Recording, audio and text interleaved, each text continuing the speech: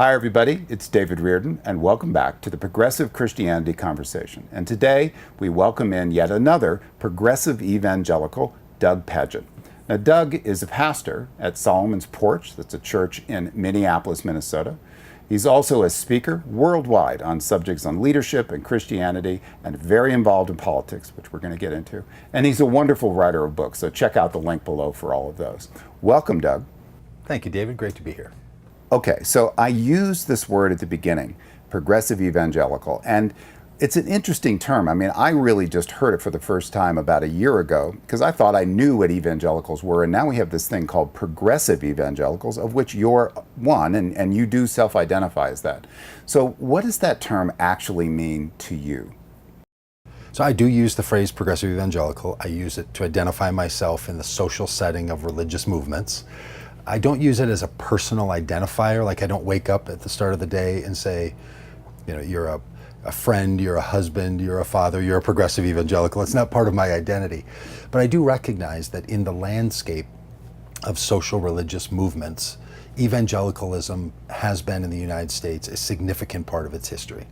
And like every other religious movement, there are conservative expressions of that and progressive expressions of that.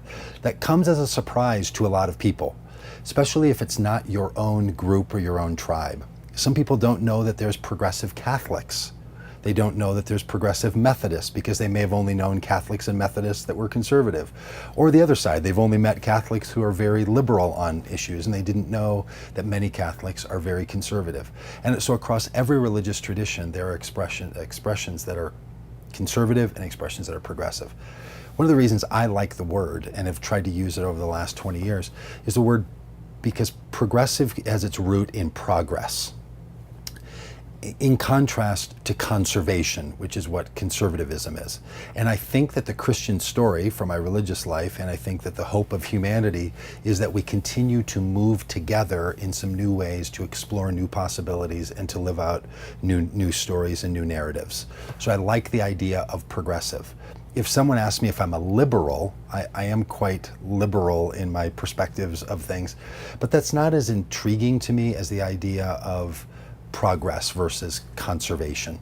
So I've been very interested in that, and I organize progressive evangelicals and I try to identify them. I've started an organization called the Progressive Evangelical Institute, which is a think tank and academic organization for studying the advancement and study of progressive evangelical thought and action, because I think it's an underrepresented category of Christians in the United States. And I think that matters.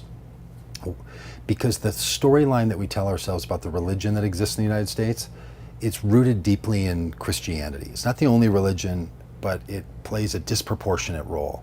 And evangelicals play a disproportionate role in the imagination of Christianity in North America. Many people who are not Christian, what they understand about Christianity would be from an evangelical perspective. And what you don't count, you rarely understand.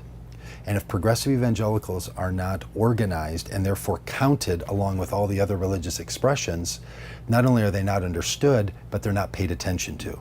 So there's an awful lot of people in the country, millions of people, who would represent this progressive evangelical perspective who don't even have a self-identifying term to join together with other people, let alone anyone who studies religion or talks about it to identify. And then you end up in a cycle where it's not talked about and it's ignored and its impact is not felt in society. And I happen to think that in the age we live right now, in the time of Donald Trump being the president, and evangelicals of conservative backgrounds supporting him at such a high level, it's time for progressive evangelicals to show themselves as being truly evangelical, to be a pushback and to be some kind of a corrective to the Christian narrative that's coming out from conservative evangelicals.